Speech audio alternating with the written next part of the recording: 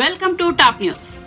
TDP rigging ను అడ్డుకునేందుకు MLA Pinnelli అలా చేశాడంటూ వైసీపీ పార్టీ చెబుతోంది. మాచర్లలో ఈవీఎం ధ్వంసం వెనుక అసలు నిజాలివే అంటూ పేర్కొంది. రెంటచింతల మండలం పాల్వాయి గేటులో వైఎస్ఆర్సీపీ ఏజెంట్లని కొట్టి పోలింగ్ బూత్ నుంచి బయటకు పంపిందట టీడీపీ. వైఎస్ఆర్సీపీకి ఓటు వేసే అవకాశం ఉన్న ఓటర్లని పోలింగ్ కేంద్రంలోకి వెళ్లకుండా వారిపై కూడా దాడి చేశారట. అయితే దీనిపై సమాచారం అందగానే అక్కడికి వెళ్లిన ఎమ్మెల్యే పిన్నెల్లిపై కూడా దౌర్జన్యం చేశారట. టీడీపీ ఓటమికి సాకుల కోసం అసలు విషయాలు దాచేసి తప్పుడు ప్రచారంతో బోధ జల్లుతోందని వైసీపీ పేర్కొంది. ఘోర ఓటమి భయంతో టీడీపీ నేతల దారుణకాండ సృష్టించారని వైసీపీ తెలిపింది. వైఎస్ఆర్సీపీకి దండుగా నిలిచే వర్గాల వారు ఓట్లు వేయకుండా అడ్డుకునే కుట్ర చేసిందని వెల్లడించింది. పల్నాడు, తాడిపత్రి, జమ్మలమడుగు, చంద్రగిరి సహా ఆంధ్రప్రదేశ్ రాష్ట్ర వ్యాప్తంగా పోలింగ్ రోజున అల్లర్లు సృష్టించారని వైసీపీ ఆరోపణలు చేసింది.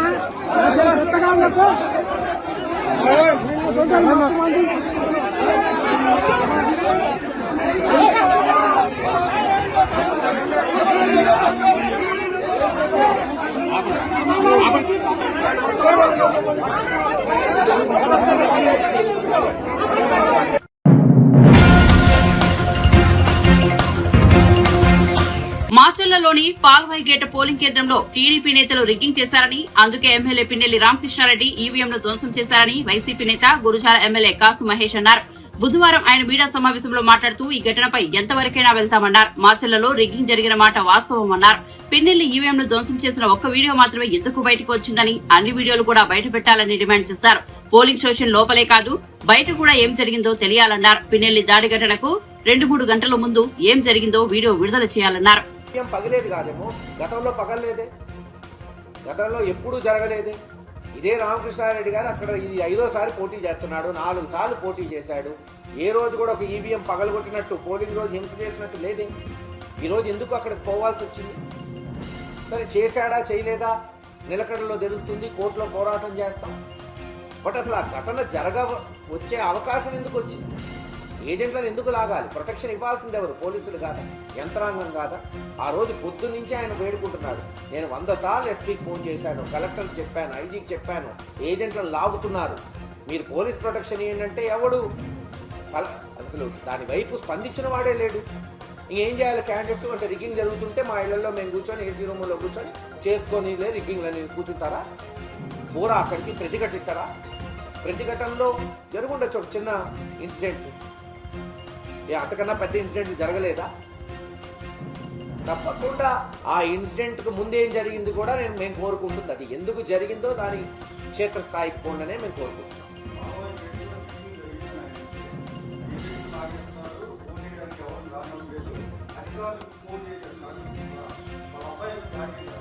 అవునా? ఎమ్మెల్యే సెక్యూరిటీ ఉన్న ఎమ్మెల్యే కార్ల మీద దాడి చేస్తున్న వీడియోలు కూడా ఉన్నాయి. ఇంకెందుకు, నేను కొత్తగానే పాడు ఆడోళ్ళని గంగమ్మ గుడి నుంచి విడిపించుకోవడానికి మేము 100 మంది పోతే మా మీదకి కార్లు ఎత్తుకొని వచ్చారు. ఏం చేస్తుంది పోలీసు? ఓకే, మేము కూడా రెడీ, డి అంటే డి అన్నాం, బయటకు వచ్చాము, అది వేరే విషయం. గొడవ జరగలేదు, లక్కీ సద్దు మనిగింది. జరుగుంటే మరి పోలీసు కదా ఆడోళ్ళని తీసుకెళ్ళి 20 గంటలు పాపం బీసీలు యాదవరాజులకు చెందిన ఆడవాళ్లు గంగమ్మ గుళ్ళో 13వ తేదీ 6 గంటల నుంచి 14వ తేదీ 2 గంటల మధ్యాహ్నం వరకు టాయిలెట్లు పోకుండా, నీళ్లు లేకుండా, తిండి లేకుండా ఉంటే ఏం చేశారు? బాధ్యత కాదా? ఖచ్చితంగా ఎలక్షన్ కమిషన్ వీటికి సమాధానం చెప్పాలి.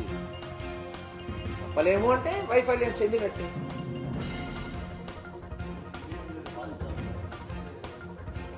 మీకే తెలుస్తుంది కదా, కొంచెం ఓపిక పట్టండి. ఛానల్స్లో వచ్చిందే కరెక్టా కాదు, మీ ఛానల్స్లో వచ్చిందే నిజం అవ్వదు కదా. Let us wait and see.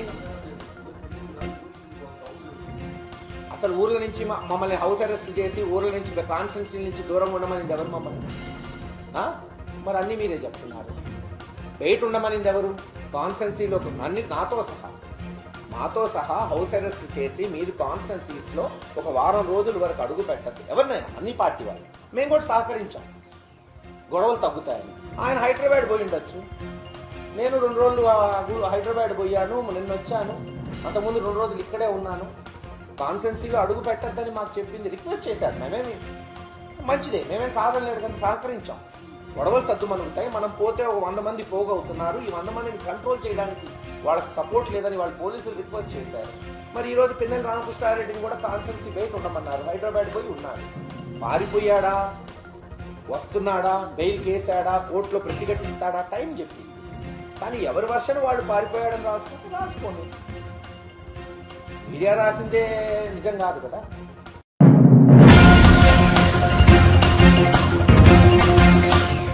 మాచర్లలోని Palvai gate polling కేంద్రంలో ఈవీఎం ధ్వంసం ఘటనలో వైసీపీ ఎమ్మెల్యే పిన్నెల్లి రామకృష్ణారెడ్డిపై అనర్హత వేటు వేయాలని టీడీపీ అభ్యర్థి జూలకంటి బ్రహ్మారెడ్డి డిమాండ్ చేశారు. పథకం ప్రకారమే దాడులకు పాల్పడ్డారని ఆరోపించారు. ఈవీఎంను ధ్వంసం చేసిన పిన్నెల్లిపై చర్యలు తీసుకోవాలంటూ డీజీపీని టీడీపీ నేతలు కోరారు. డీజీపీని కలిసిన వారిలో బ్రహ్మారెడ్డితో పాటు దేవినేని ఉమా, వర్లరామయ్య తదితరులు ఉన్నారు. అనంతరం బ్రహ్మారెడ్డి మీడియాతో మాట్లాడుతూ పిన్నెల్లి ఎన్నికల నిబంధనలను ఉల్లంఘించారన్నారు.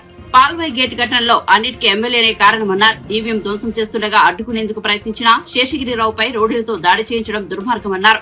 పోలింగ్ కు ముందు, ఆ తర్వాత నియోజకవర్గంలో ఏ చిన్న ఘటన జరిగినా అందులో ఎమ్మెల్యే ప్రమేయం ఉందన్నారు.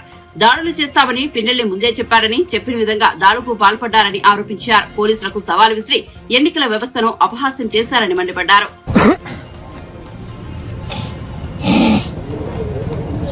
మాచర్ల నియోజకవర్గంలో జరిగిన పోలింగ్ రోజుగానే తర్వాత జరిగిన దాడులన్నీ కూడా ఒక పథకం ప్రకారం జరిగాయి. ఎందుకంటే ఎన్నికల ముందే పిన్నెల్లి రామకృష్ణారెడ్డి అనేక వేదికల మీద ఎన్నికలైన తర్వాత, పోలింగ్ జరిగిన తర్వాత, కౌంటింగ్ అయిన తర్వాత ఒక రోజులో 2 గంటల్లో మరి ఒక్కొక్కళ్ళ సంగతి తేలుస్తానని బహిరంగంగా మాట్లాడాడు. అంటే అతను ఈ నియోజకవర్గంలో అరాచకం సృష్టించాలనేది ముందుగానే ఫిక్స్ అయ్యాడు. నామినేషన్ రోజు కూడా మాట్లాడాడు. మరి ఆ రోజు వరికపూడిసెల పరిశీలన అని చెప్పేసి ఈ అనిల్ కుమార్ యాదవ్ తోటి బయలుదేరిన రోజు కూడా ఇదే విధంగా మాట్లాడాడు. అంటే అతను ముందస్తుగానే చెప్పాడు, నేను అరాచకం చేస్తాను అని. దీన్ని కూడా సుమోటాగా స్వీకరించాలి పోలీస్ శాఖ, ఎన్నికల కమిషన్. ఎన్నికల రోజు రెంటాల గ్రామంలో మొదలుపెట్టి కండ్లకుంట, కొత్త పుల్లారెడ్డిపురంలో విధ్వంసం సృష్టించారు. కొత్త పుల్లారెడ్డిపురంలో రేఖ్యా నాయక్ అనే ఒక అతన్ని బరిసెతో పొడిచి అతని గుడిసెని నామరూపాలు లేకుండా చేసి, అదే కండ్లకుంట గ్రామంలో ఎవరైతే పోలింగ్ ఏజెంట్లుగా కూర్చున్నారో వారి భార్యా బిడ్డల్ని కొట్టి వీడియో కాల్లు చూపించి బెదిరించి మరి ఏజెంట్స్ని డ్రాప్ చేయించారు. వాళ్ళు దెబ్బలతో ఉంటే కనీసం అంబులెన్స్ను కూడా రాకుండా అడ్డుకున్నారు. మాచర్ల పట్టణంలో ఒక తెలుగుదేశం వర్గీయులు కాలనీలో ఎక్కడో ఉంటే అక్కడికి 5 స్కార్పియోలు వేసుకొని వెళ్ళి ఎమ్మెల్యే తమ్ముడు వెంకటరామరెడ్డి గుంపు మీదుగా తొక్కించుకొని పోయి అంతటితో ఆకుండా మళ్ళీ రివర్స్ గేర్ వేసుకొని వెనక్కి తొక్కించుకుంటూ వచ్చాడు. ఈ కేసులో 324 కట్టారు పోలీసులు. మరి పాలవాయి గేట్లో శాసనసభ్యుడు ఎవరైనా లోపలికి పోవచ్చు, ఎలక్షన్ ఎలా జరుగుతుందో తెలుసుకోవచ్చు, బయటికి రావాలి. అలాంటిది పోవటం ఈవీఎంని ఒకసారి 2 సార్లు కొట్టడం, ఎవరైతే శేషగిరిరావు ఉన్నారో ఆయన అడ్డుపడితే ఆయనకి వార్నింగ్ ఇవ్వటం, సరే ఈవీఎం పగిలిపోయింది కదా దీన్ని మళ్ళీ రీసెట్ చేయడానికి కొంత టైం పడుతుందంటే ఆయన బయటికి వచ్చిన తర్వాత ఈయన చూపించి వీడి సంగతి తేల్చమంటాం, వాళ్ళు రౌడీ మొక్కలు రెచ్చిపోయి దాడులు చేయటం.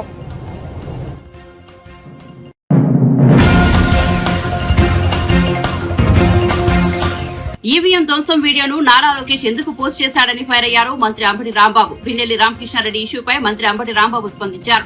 ఎన్నికల రోజు పల్నాడు జిల్లాలో హింసాత్మక ఘటనలు జరిగాయన్నారు. కొన్ని చోట్ల వైఎస్ఆర్సీపీ ఓటర్లపై టీడీపీ దాడులు చేసిందని తెలిపారు. సందర్భం లేదు, దాని మీద యాక్షన్ తీసుకునేటువంటి సందర్భం లేదు. ప్రధానంగా నేను ఇవాళ అడుగుతున్నటువంటి ప్రధానమైన ప్రశ్న ఏమిటి అంటే, పిన్నెల రామకృష్ణారెడ్డి గారు దాన్ని పగలగొట్టాడని చెప్పబడుతున్నటువంటి వీడియో ఫేక్ వీడియోనా, కరెక్ట్ వీడియోనా? నెంబర్ 2, కరెక్ట్ వీడియో అయితే ఎలా ఎన్నికల కమిషన్ దగ్గరకు రిలీజ్ కాకోకుండా ఎందుకు లోకేష్ దగ్గర రిలీజ్ అయింది, ట్విట్టర్లో ఎందుకు పెట్టాడు, దాని మీద ఎన్నికల కమిషన్ యాక్షన్ తీసుకోవడానికి ప్రయత్నం చేయడం ఏమిటి అనే విషయాలను దయచేసి ఆలోచన చేయవలసినటువంటి అవసరం ఉందని ఈ సందర్భంగా నేను చెప్పదలుచుకున్నాను. నేరం ఎవరు చేసినా వారిని చట్టం చర్య తీసుకోవాల్సిన దానికి మేము వ్యతిరేకం కాదు. నేరం చేసినట్టుగా భావించి అలా ఫేక్గా చేయటం అనేది తప్పైనటువంటి అంశం. నిజంగా నేరం జరిగిన వారి మీద శిక్షించుకోకుండా చేసినటువంటి ప్రయత్నాలు జరుగుతున్నాయని మేము ప్రజాస్వామ్యంలో ఆందోళన చెందుతున్నాం. దీని మీద సరైనటువంటి యాక్షన్ తీసుకోవాల్సినటువంటి అవసరం ఉంది అని భావిస్తున్నాం. ఎక్కడైతే బూత్ క్యాప్చరింగ్ జరిగిందో ఆ వీడియోస్ అన్ని ఎలక్షన్ కమిషన్ బయట పెట్టమని నేను అడుగుతాను. ఒక చోట కాదు, మేము అనేక చోట్ల కంప్లైంట్ చేశాం. అవన్నింటిని కూడా బయట పెట్టే మార్గం చూడండి. ఎలక్షన్ కమిషన్ ఎస్ దీనిలో తప్పు జరగలేదు, దిస్ ఇస్ ద వీడియో అని చెప్పండి. ది ఎలక్షన్ కమిషన్ అథారిటీగా రిలీజ్ చేయాలి తప్ప ఎలక్షన్ కమిషన్ పేరు మీద నేను దొంగతనంగా తీసుకునో, లేకపోతే నేను దాన్ని ఫేక్ చేసో, లేదు లోకేష్ మీదో, లేకపోతే చంద్రబాబు మీదో నేను రిలీజ్ చేస్తే ఉపయోగం ఉంటుంది. What is the evidence? అది కంక్లూజివ్ ఎవిడెన్స్ కాదు, అది పవిత్రమైన ఎవిడెన్స్ అంతకంటే కాదు అనే విషయాన్ని దయచేసి అర్థం చేసుకోవాలని ఈ సందర్భంగా నేను కోరుతున్నాను. ఎన్నికల అధికారులు కూడా, ఎన్నికల కమిషన్ కూడా దీని మీద సరైనటువంటి విచారణ మార్గాన్ని ఎన్నుకోవాలని కోరుతున్నాను. పలనాడులో అంటే మా జిల్లాలో చాలా ఎక్కువగా హింసాత్మక సంఘటనలు జరిగాయి. ఒక విధంగా చెప్పాలంటే కానీ విని ఎరుగని రీతిలో ఏ రోజు జరగనటువంటి విధంగా, ఏ ఎన్నికల్లోనూ జరిగినంత హింస అక్కడ చోటు చేసుకుంది. ఆ హింస చోటు చేసుకోవడానికి గల కారణాల మీద మేము ఈసీకి అనేక రకాలుగా రిపోర్ట్ చేయడం జరిగింది. ఆ రోజున పోలింగ్ రోజున పోలీసులు అసలు రిస్క్యూకు రానటువంటి పరిస్థితిని కూడా వివరించడం జరిగింది. తర్వాత అక్కడ పోలీసు అధికారులను సస్పెండ్ చేశారు, కలెక్టర్ని మార్చారు, ఇంకా కొన్ని చోట్ల కలెక్టర్ని మార్చారు. ఏదో కొంత జరిగింది, ప్రాథమికంగా తప్పు జరిగిందనేటువంటి భావన సర్వత్రా వ్యాపించి ఉన్నటువంటి తరుణం. ఈ తరుణంలో మరి అనేక చోట్ల బూత్లు క్యాప్చర్ చేసుకున్నారు, దొంగ ఓట్లు వేసుకున్నారు, ఈవీఎంలను పగలగొట్టడానికి ప్రయత్నం చేశారు, బూత్ క్యాప్చరింగ్ జరిగింది. తెలుగుదేశం వాళ్ళు కూడా భయంకరంగా చేసేటటువంటి పరిస్థితి కనిపించింది. ఇక్కడ ప్రధానంగా ఇవాళ నేను మాట్లాడాలనుకుంటున్న అంశం ఏంటంటే, పిన్నెల రామకృష్ణారెడ్డి గారు మాచర్ల నియోజకవర్గంలో చాలా దారుణాలు జరిగిపోయాయి. కొన్ని చోట్లయితే అసలు పోలింగ్ స్టేషన్లోకి వైఎస్ఆర్ కాంగ్రెస్ పార్టీ ఓటర్లు వెళుతుంటే వారిని వెళ్ళకోకుండా అడ్డుకొని కొట్టి తన్ని గాయపరిచి బయటికి పంపించినటువంటి సంఘటన చూశాం. దాని మీద అనేక సందర్భాల్లో ఆ రోజున చివరికి పిన్నెల రామకృష్ణారెడ్డి గారు కూడా ఆయన రిపోర్ట్ చేయడం జరిగింది, ఫోన్ చేయడం జరిగింది, కానీ ఎవరు పోలీసులు దృష్టికి రాలేదు. అయితే ఇవాళ నాకు చిత్రంగా అనిపించింది అంటే, ఇవాళ ఒక వీడియో రిలీజ్ అయింది. ఇది రామకృష్ణారెడ్డి గారు ఒక పోలింగ్ బూత్లో, ఏ పోలింగ్ బూత్ అయితే ఇప్పుడు నేను చెప్తున్నాను, ఆ పోలింగ్ బూత్లో ఆ ఈవీఎంను పగలగొడుతున్నట్టుగా ఒక వీడియో రిలీజ్ అయింది. ఇది ఎక్కడి నుంచి రిలీజ్ అయిందో మరి అర్థం కాదు. ఇది election commission has to release. యాక్చువల్గా ఇది లోకేష్ గారు ట్విట్టర్లో పెట్టారంట. ఎట్లా చేరింది లోకేష్ గారు ట్విట్టర్కి? Is it false or right?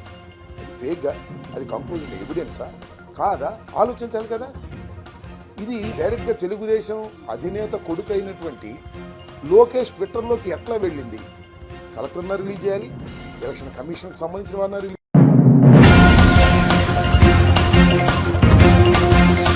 YCP కార్యకర్తగా దిగజారి పనిచేస్తున్న రాష్ట్ర ప్రభుత్వ ప్రధాన కార్యదర్శి జవహర్ రెడ్డిని వెంటనే బదిలీ చేయాలని జనసేన పార్టీ నేత కిరణ్ రాయల్ డిమాండ్ చేశారు. తిరుపతి ప్రెస్ క్లబ్ లో బుధవారం మీడియా ముందు జనసేన నాయకులు ఆకేపాటి సుభాష్ని, సుమన్ బాబులతో కలిసి కిరణ్ మాట్లాడారు. రాష్ట్రంలో ఉమ్మడి పార్టీల కూటమి అధికారంలోకి రావాలని, మార్పు కావాలని, ఇతర రాష్ట్రాల నుంచి, విదేశాల నుంచి సైతం ఏపీకి వచ్చి ఆంధ్రులు ఓట్లు వేశారని ఓటర్లను కొనియాడారు. సీఎస్ గా జవహర్ రెడ్డి ఉన్నారన్న ధైర్యంతో వైసీపీ రౌడీ మూకలు అనేక చోట్ల ఈవీఎంలను బద్దలు కొట్టడానికి ప్రయత్నించారని దాడులకు తెగబడ్డారని ఆరోపించారు. ఎవరు ఎన్ని చెప్పినా మేమైతే ఒకటే చెప్తున్నాం, దీనికంతా కారణం సిఎస్ జవహర్ రెడ్డి గారు మాత్రమే. అనేక సార్లు చెప్పాం గతంలో కూడా, సిఎస్ జవహర్ రెడ్డి గారిని బదిలీ చేయండి, ఆయన ఉంటే ఎన్నికలు సజీవంగా జరగమని చెప్పాం. అదేవిధంగా జరిగింది. ఎంత ధైర్యం ఉంటే ఈరోజు రాష్ట్రంలో ఒక పోటీ చేసిన అభ్యర్థి ఈవీఎం బద్దలు కొట్టినా జరిగిన వారానికి వారమైంది నిన్న బయటకు వచ్చింది. అంటే ఇలాంటివి ఇంకా రాష్ట్రంలో ఎన్ని ఉన్నాయో, ఇన్ని చోట్ల ఏమేమి జరిగాయో ఇవన్నీ కూడా బయట పెట్టాలి. ఈరోజు ఆయన లుకౌట్ నోటీస్ ఇచ్చి ఆయన కనిపిస్తే పట్టుకోండి, పారిపోయారు అని చెప్తున్నారు కదా. నిన్నటి నుంచి ఆయన మీద ఇంత వైరల్ జరుగుతున్న రామకృష్ణ రెడ్డి గారి మీద ఆయన ఇంటర్వ్యూ చేసిన సాక్షి ఛానల్ ప్రతినిధి ఎవరైతే ఉన్నారో ఆయన కూడా నేరస్తులు చేర్చారు. ఎందుకంటే గతంలో మనకు ఐడియా ఉంది, ముద్దు సీను ఒక హత్య చేసిన తర్వాత ఆయన్ని ఒక ప్రముఖ ఛానల్ ఇంటర్వ్యూ చేసింది. అప్పుడు ఆ ఇంటర్వ్యూ చేసిన వ్యక్తిని కూడా నేరస్తులు చేసి ఆ ఛానల్ మీద కేసు పెట్టారు. ఇప్పుడు ఇతను నేరస్తుడే కదా, ఇతన్ని ఇంటర్వ్యూ చేసి ఈయనకి ఆయన సపోర్ట్గా మాట్లాడిన ఛానల్ కూడా ఆ ప్రతినిధి కూడా అరెస్ట్ చేసి రిమాండ్ చేయాలి. చేస్తే కానీ ఇంకోసారి ఇలాంటి జరగకుండా జాగ్రత్త పడతారు. రాష్ట్రంలో శాంతి భద్రత పూర్తిగా వైఫల్యమైంది. మేము ఒకటి అడుగుతున్న ఎలక్షన్ కమిషన్ ఈరోజు లెటర్ రాసాము కూడా. ఈ లెటర్ని ఫ్యాక్స్ ద్వారా పంపించాము, పోస్ట్ కూడా చేశాము ఢిల్లీ ఎలక్షన్ కమిషన్. మేము ఏమడుగుతున్నామంటే, సార్ ఎందుకు సిఎస్ జవహర్ రెడ్డి గారిని వెనకేసుకొస్తుంది ఎలక్షన్ కమిషన్ అర్థం కావట్లేదు. ప్రజలు అయోమయంలో ఉన్నారు, ఆలోచనలో పడ్డారు. డీజీపీని మార్చారు, అధికారులు మార్చారు, పోలీస్ అధికారులు మార్చారు. వీళ్ళందరికీ బాస్ ఎవరంటే సిఎస్. ఆయన ఎందుకు మార్చలేకపోతున్నాం? ఆయనకన్నా గొప్ప చీఫ్ సెక్రటరీలు ఎవరు లేరా ఈ రాష్ట్రంలో? ఎవరు పరిపాలన చేయలేరా? మేమేమంటున్నామంటే, జనసేన పార్టీ తరఫున చీఫ్ సెక్రటరీ జవహర్ రెడ్డి గారిని ఇమ్మీడియట్గా బదిలీ చేయాలి. లేకపోతే ఈ రాష్ట్రంలో రేపు జరగబోయే 4వ తేదీ పోలింగ్ ఏదైతే జరిగిన కౌంటింగ్ ఉందో, ఈ కౌంటింగ్ అన్నీ కూడా తారుమారే అవకాశం ఉన్నాయి. ఏజెంట్లు బూత్ రానకుండా పోలింగ్ స్టేషన్కి రాకుండా ఉండే అవకాశం ఉంది.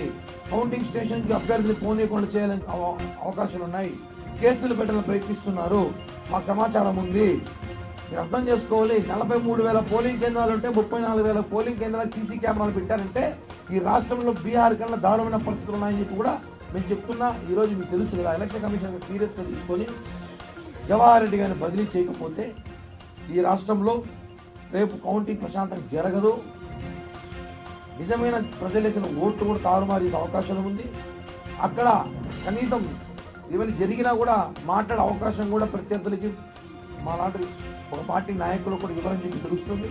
దీనిపైన విచారణ చేసి ఖచ్చితంగా ఆయన బదిలీ చేయాలి. లేకపోతే ఈ రాష్ట్ర సభలో నాశనమైపోతుంది 10 రోజుల్లో. అలాగే ఆయన చీఫ్ సెక్రటరీయా వైసీపీ సెక్రటరీ అర్థంగా ఉంటుంది. నిన్నటి దినం ఆయన వైజాగ్ వెళ్ళొచ్చాడు సీక్రెట్గా. ఒక చీఫ్ సెక్రటరీ అయ్యి ఉండి దొంగతనంగా వైజాగ్ వెళ్ళాల్సిన అవసరం ఉంది. ఆయన వైసీపీ కార్యకర్తలా పనిచేస్తున్నాడు. ఇంకా ఎలక్షన్ కోడ్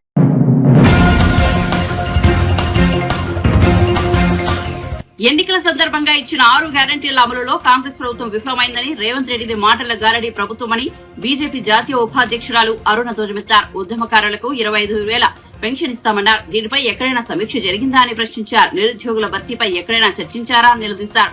నల్గొండ జిల్లాలో బుధవారం వరంగల్, ఖమ్మం, నల్గొండ పట్టభద్రుల ఎమ్మెల్సీ ఉప ఎన్నికల్లో ప్రచారంలో భాగంగా నల్గొండ జిల్లాలో ఆమె పర్యటించారు. మళ్ళీ ఒకసారి తెలంగాణ వచ్చినాక కొత్తగా వచ్చినామన్నారు. ఉమ్మడి ఆంధ్రప్రదేశ్ని ఏలి కాదు, దేశాన్ని ఏలినటువంటి పార్టీ కాంగ్రెస్ పార్టీ. మరి ఈరోజు ఒక చిన్న రాష్ట్రాన్ని ఈరోజు పాలించలేక బోర్లా ఎలకలా పడుతున్నటువంటి ఈ రాష్ట్ర ముఖ్యమంత్రి రోజుకో మాట పూటకొక మాట మాట్లాడుకుంటూ రాష్ట్ర ప్రజలను ఇవాళ 6 గ్యారెంటీల పేరుతో మోసం చేసి ఈరోజు రాష్ట్రంలో పెద్ద ఎత్తున 7 లక్షల కోట్ల అప్పు చేసింది బీఆర్ఎస్ ప్రభుత్వం అన్నాడని చెప్తుంటే, మరి అధికారంలోకి రాకముందు ఇప్పుడు అయిన ముఖ్యమంత్రి ఆ రోజు పిసిసి అధ్యక్షుడిగా ఉన్నాడు. మరి ఆ రోజు రాష్ట్రంలో పెద్ద ఎత్తున అప్పుల కుప్పగా ఈ రాష్ట్రం మారిపోయిందని ప్రతిపక్షంగా ఆ రోజు భారతీయ జనతా పార్టీ అనేకమైనటువంటి ఈ రాష్ట్రంలో జరుగుతున్నటువంటి అవినీతి కానీ ప్రజలకు చేస్తున్నటువంటి మోసాలు కానీ తెలంగాణ రాష్ట్రాన్ని అప్పుల కూపంలో నెట్టేస్తున్నటువంటి విషయంలో కానీ పెద్ద ఎత్తున పోరాటాలు చేస్తే వాళ్ళు కూడా అప్పుల కూపంలో పోయిందని మాట్లాడిన మాటను ఈరోజు ఇప్పుడే ఆయన అధికారంలోకి వచ్చినాకనే తెలంగాణ రాష్ట్రం అప్పులలోకి వచ్చినట్టు కేసీఆర్ అప్పులో చేసినటువంటి రాష్ట్రాన్ని ఆయన చేతిలో పెట్టినట్టు నేను లంకెబుద్దలు ఉన్నాయనుకున్నా అని మాట్లాడుతుంటే ఇంతకీ అసలు ఎంత అనుభవమైనటువంటి నాయకుడిని కాంగ్రెస్ పార్టీ ముఖ్యమంత్రిగా చేసిందో ఓసారి అందరూ కూడా ఆలోచన చేయాల్సినటువంటి అవసరం ఉన్నది. తెలంగాణ రాష్ట్రం అధికారంలోకి రాకముందు మరియు నిరుద్యోగులకు కానీ ఉద్యోగులకు కానీ విద్యార్థులకు కానీ అనేక రకాలుగా హామీలు ఇచ్చి అధికారంలోకి వచ్చినటువంటి కాంగ్రెస్ పార్టీ ఇవాళ ఏ ఒక్క హామీనన్నా నెరవేర్చిందా ఒక్కసారి మనం ఆలోచన చేయవలసినటువంటి అవసరం ఉన్నది. ఈ రాష్ట్ర ప్రభుత్వం అనుభవాలేమితో ఈ రాష్ట్రాన్ని ఏ విధంగా ముందుకు తీసుకుపోవాలో తోచనటువంటి స్థితిలో రోజుకో రకంగా మాట్లాడుతున్నటువంటి కాంగ్రెస్ పార్టీకి మరి ఈరోజు ప్రతిపక్షంగా భారతీయ జనతా పార్టీ అసెంబ్లీలో ప్రధాన ప్రతిపక్షంగా 8 మంది అసెంబ్లీ సభ్యులతో భారతీయ జనతా పార్టీ ఇవాళ ప్రజల పక్షాన ఒక పక్క అసెంబ్లీలో పోరాటం చేయడానికి సిద్ధమై మరి ఈరోజు కౌన్సిల్లో ఈ ఎలక్షన్ ముఖ్యంగా శాసన మండలి సభ్యునిగా మన అందరూ కూడా ఎన్నుకోబోతారు రేపు. మరి ఇప్పటికే శాసన మండలిలో ఉపాధ్యాయుల కోటా నుంచి ఎన్నికైనటువంటి ఏవిఎన్ రెడ్డి గారు ఎమ్మెల్సీగా ఉన్నారు. మరి ఇవాళ గ్రాడ్యుయేట్స్ పట్టభద్రుల నుంచి ఎన్నుకోబోతున్నటువంటి ఈ ఎన్నికలో ప్రేమేందర్ రెడ్డి గారిని గతంలో కూడా పోటీ చేసినారు. వారు గతంలో కూడా అనేక సమస్యల మీద పోరాటం చేసినారు. భారతీయ జనతా పార్టీ పోరాటం చేసిన ఆ పోరాటంలో వారు కూడా భాగస్వామిగా ఉంటూ అనేక రకాలుగా అవగాహన ఉన్నటువంటి నాయకుడిగా మరి ఎన్నికల్లో ప్రేమేందర్ రెడ్డి గారిని గెలిపించి ఈ యొక్క విద్యార్థుల నిరుద్యోగుల ఉద్యోగుల సమస్యలతో పాటు అనేక మంది విద్యావంతులు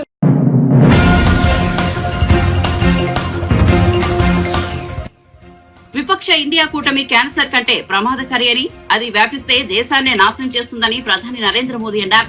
లోక్సభ ఎన్నికల ప్రచారంలో భాగంగా బుధవారం యూపీలోని శ్రవస్తిలో జరిగిన ర్యాలీలో ఆయన మాట్లాడుతూ విపక్ష ఇండియా కూటమికి మద్దతత్వం, తీవ్ర జాతి వివక్ష, బంధుప్రీతి వంటి వ్యాధులున్నాయన్నారు. ఇవి క్యాన్సర్ కంటే ప్రమాదకరమైన వ్యాధులన్నారు. మోదీ దేశవ్యాప్తంగా 4 కోట్ల మంది పేదలకు ఇల్లు ఇచ్చారని, ఇప్పుడు సమాజ్వాదీ కాంగ్రెస్ కూటమి అధికారంలోకి వస్తే అన్నింటినీ తారుమారు చేస్తారని హెచ్చరించారు. విపక్షాలు గెలిస్తే పేదలకు తాము నిర్మించిన ఇళ్లను గుంజుకుని వాటిని తమ ఓటు బ్యాంకుకు వంచిస్తున్నాయని, పంచివేస్తాయని ఆరోపించారు.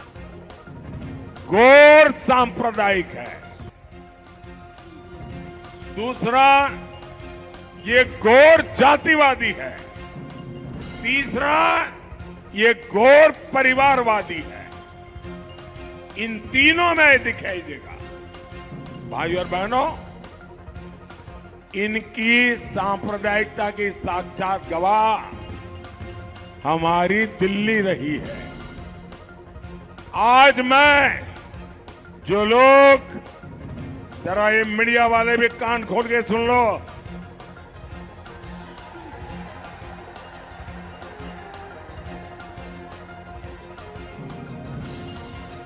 दिल्ली में जो लुटियन गैंग है, जो खान मार्केट गैंग है, उसने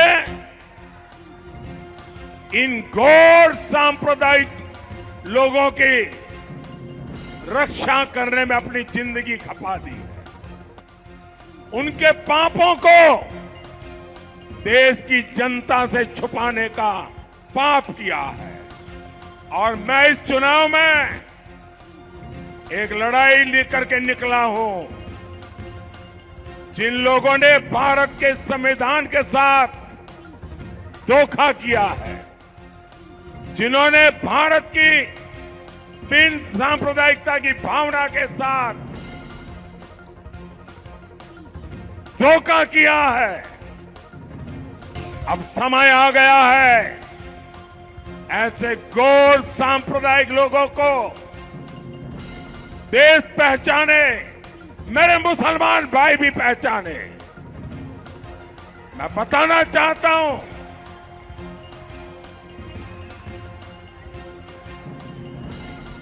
मैं जरा कांग्रेस के नेताओं को पूछना चाहता हूं, वो भाषण देते रहते हैं कि अगर पीएसयू का प्राइवेटाइजेशन होगा तो आरक्षण चला जाएगा। भाषण इतने करते हो, जरा आज मुझे जवाब दो। मैं दिल्ली की धरती से चुन चुन करके सवाल पूछना चाहता हूं।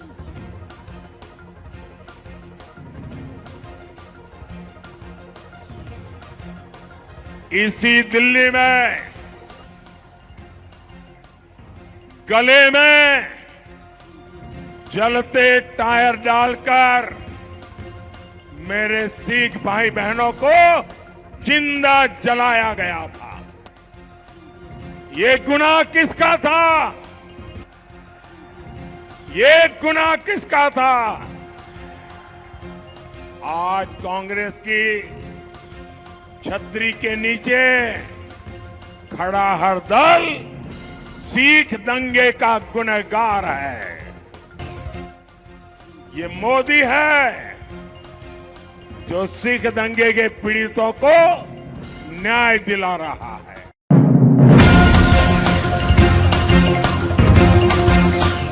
పీఓకే భారత్ లో అంతర్భాగమని తాము కూడా చెబుతున్నామని మజ్లిస్ పార్టీ అధినేత హైదరాబాద్ ఎంపీ అసదుద్దీన్ ఓవైసీ అన్నారు. పీఓకేను తిరిగి స్వాధీనం చేసుకోవాలని అంటున్నామన్నారు. కానీ బీజేపీ ఎన్నికల సమయంలోనూ ఈ అంశాన్ని తెరపైకి ఎందుకు తీసుకొస్తోందని ప్రశ్నించారు.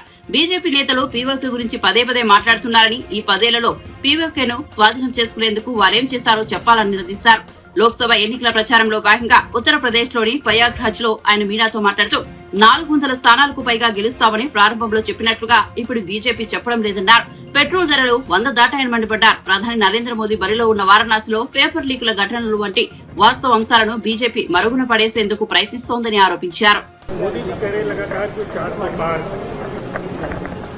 400 पार अब कहाँ कह रहे हैं? अब हाँ, कभी कभी बोल देते हैं, मगर असल मुद्दा यह है कि पेट्रोल 100 पार हो चुका है। उत्तर प्रदेश में जहां से मेंबर ऑफ पार्लियामेंट प्रधानमंत्री है, यहां पर पेपर लीक हो जाता है, नौजवान परेशान हैं और प्रधानमंत्री ना मुख्यमंत्री बोलते हैं कि किसकी आत्मा की वजह से पेपर लीक हुआ है। ये नहीं बोला जाता कि प्रधानमंत्री ने विधानसभा के चुनाव में कहा था कि जो छुट्टा जानवर है उसको मैं देख लूंगा। तीसरे फेज में याद होगा आप लोगों को, अभी क्या हो रहा है देखिए। बेरोजगारी, सुनिए, महंगाई इतनी ज्यादा हो चुकी है। पीओके की बात करते हैं, 10 साल से आपने क्या किया? बड़ा बराबर लीजिए पीओके को, हम भी कह रहे हैं भारत का हिस्सा है, मगर चुनाव में आपको पीओके याद आता है।